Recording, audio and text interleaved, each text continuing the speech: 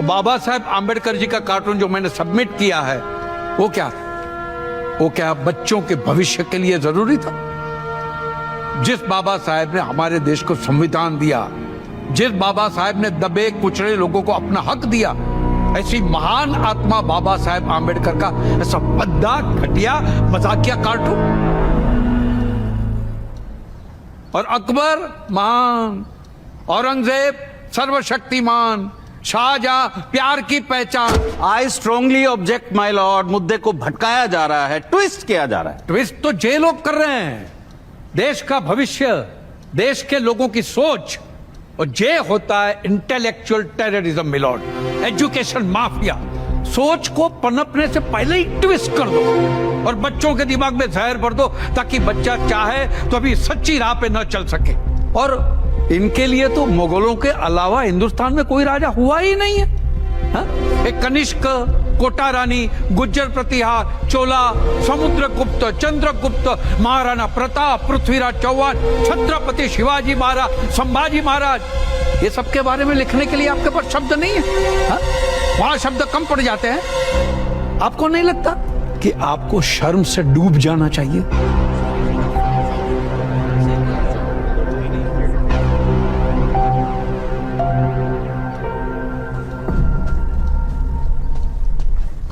उर्मिला जी, आप बैठ सकती हैं।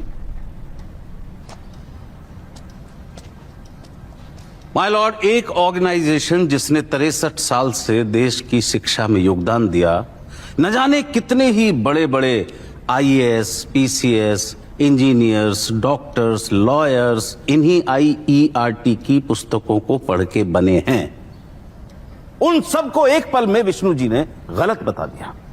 माय लॉर्ड, देश का इतिहास सच्चाई के बेस पर लिखा गया है, एविडेंसेस के बेस पर लिखा गया है, हिस्टोरियंस के कॉन्क्रीट रिसर्च पर लिखा गया है। इस बात से डिनाई नहीं किया जा सकता my Lord.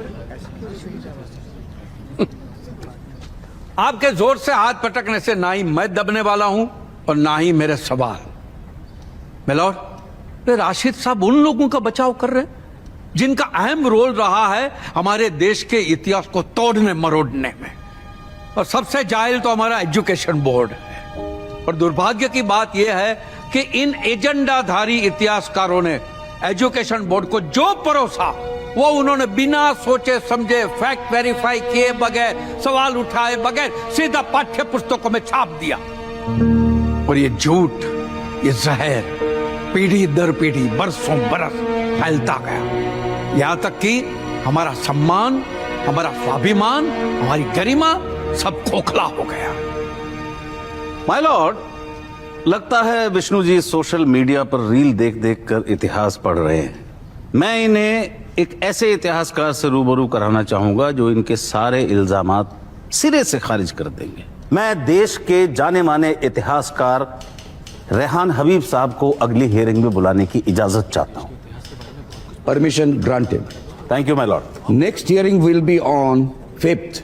Adjourn for the day. Shot to take to action. ये ब्लैक ताजमहल की थ्योरी के बारे में आपका क्या कहना है? और क्या शाहजहां यहाँ वाकई ब्लैक ताजमहल बनाने वाले थे? जी हाँ, बिल्कुल बनने वाला था। यमुना नदी के इस पार, यही मेहताब बाग में। पर उनका सपना पूरा ना हो सका। वो यहाँ ब्लैक ताजमहल बनाते, उससे पहले औरंगजेब ने उन्हें कैद में डाल दिया। लेकिन आर्कियोलॉजिकल डिपार्टमेंट का तो कुछ और ही कहना है कि वो इस थ्योरी में